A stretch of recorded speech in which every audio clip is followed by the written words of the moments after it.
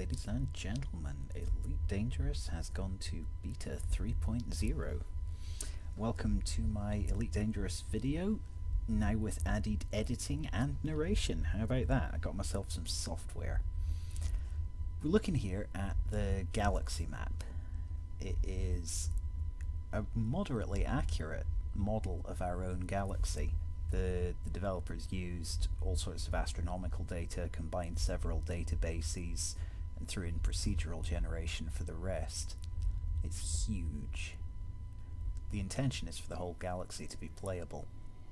At the moment, in Beta 3, we've got this area here, which is in the region of 300 light years long. I am currently in the Acellus Primus system, in the sort of starting area. As you can see, it's a binary system. As we click on the stars, we get all sorts of astronomical data on the left. Acellus Primus is quite a high-tech place. There's a research place there. The primary station is Beagle 2 Landing, named for the Mars probe that Colin Pillinger sent. Now, this being a new version of the beta, there's been a bit of a wipe. I'm in the starting ship again, but I do have lots and lots of money. 460,000 credits, thank you very much.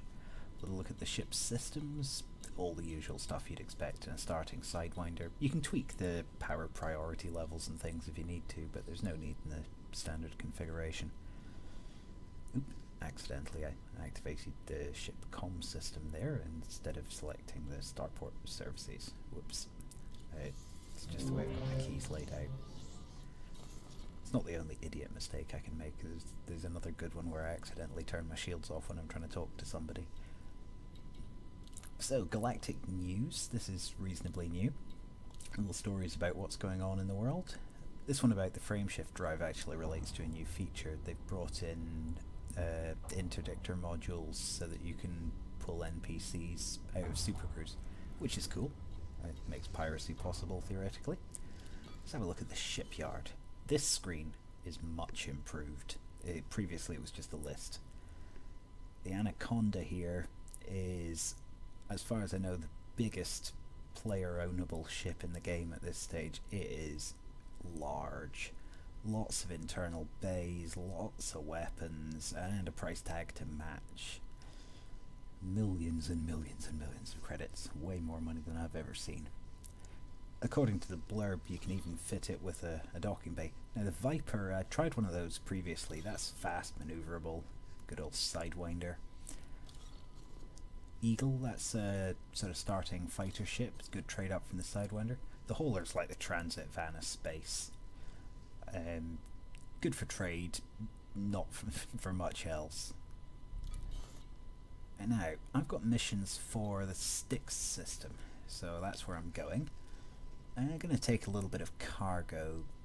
Consumer goods is an interesting bet, but Styx is an industrial system, and this is a high-tech system. Let's see. Minerals and things, not really what we're wanting to move around. You can see they're all in demand here, not in supply. Technology, that's more like it. Industrial world. Auto fabricators might be worth a punt. So we'll have some of those. Just sort of. There we go. I was just having a little think about it. I'm narrating this back, not playing it. I flashed this forward. It's a 3-jump trip. This is kind of partway through the second jump.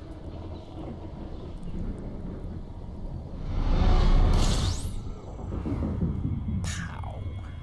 I love that noise. Just immediately orient ourselves for Styx, which is the destination. No, not that way, the other way, Alistair. Just to the left of the radar, there's a little round compass. If the dot is solid, the target is in front of you. That time I was centering the ball without realizing it was empty, and hence my target was behind me. Just charge in the jump drive, and away we go again. 4, 3, 2,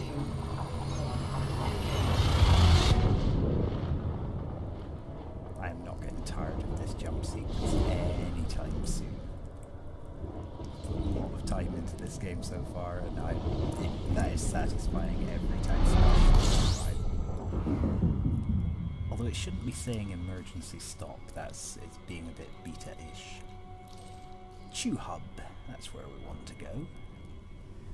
Nice steady bit of super cruising now.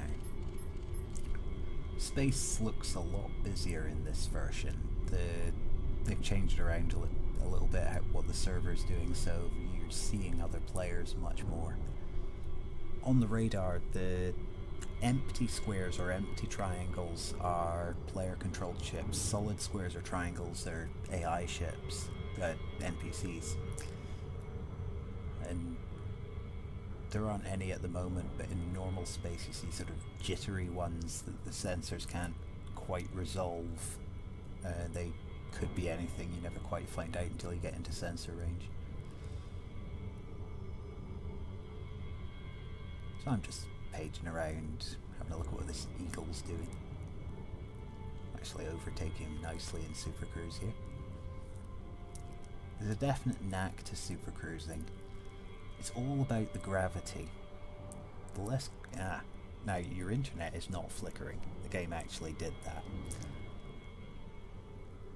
This version of the beta seems to have little stutters now and again. I'm sure they'll iron it out, they always do.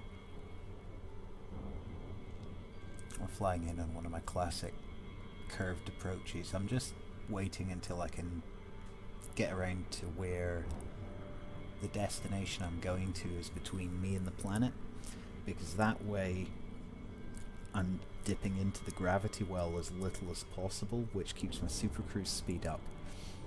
The more gravity you're in, the slower the super cruise can take you. So the further out you are, the faster it can go. Right out in deep space, I think the actual speed limit on it is 600 times the speed of light, or somewhere in that region. I could be wrong. I've definitely had it up to over 200C. You see, as we dip into the gravity well, the speed is dropping down by itself. I'm not touching the throttle. It's a bit... Super cruising's a bit of a dance with the computer. There we go, in range now. Have a little beta moment while it has a think about it. To be honest, you get used to that. It doesn't even bother you after a while, as long as it comes back out in a reasonable time, which it does. Here we go. This is one of the Acellus type starports. These were introduced a patch or two ago. It's the first time I've actually seen one. Big docking cum habitation module, lots of pods. Better remember to ask for permission to land. If you're playing this game, you will forget at some point, and you'll fly straight into the docking bay, and the station will get a bit irate with you. Request granted. As long as you get back out pretty quickly, it probably won't shoot you out of space, but you get about 30 seconds or so to clear out of there before it'll open fire on you inside the docking bay. They're friendly that way. Oh, look at that, skyscrapers around the outside of it.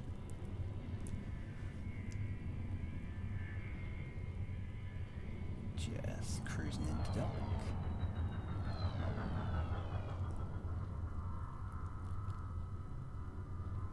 Definitely find this easier and more enjoyable than it was in the original Elite. Then again, having a joystick probably helps quite a lot. Just spot my landing pad. Throttle down on the way in. Drop the gear. Landing gear deployed. Bring it to a nice steady crawl. Line it up. Brake to a halt. Little tweak and we're down. There Engines we go. disengaged.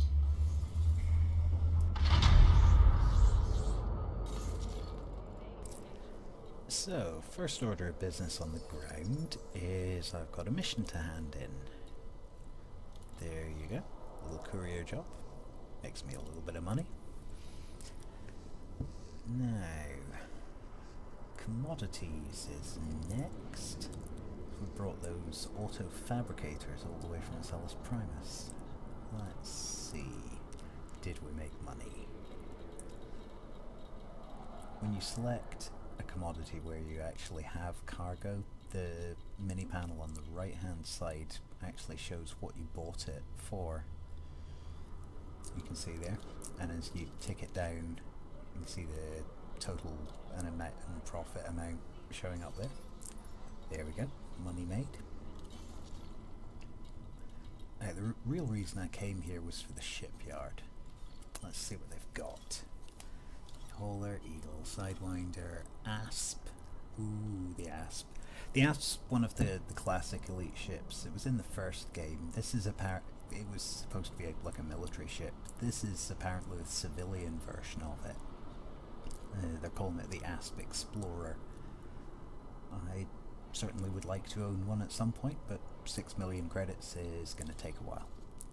Federal dropship, that is brand new for Beta 3. It's one of 2 brand new ships. Stiff price tag of 37 million, but it looks pretty big and bad, to be honest.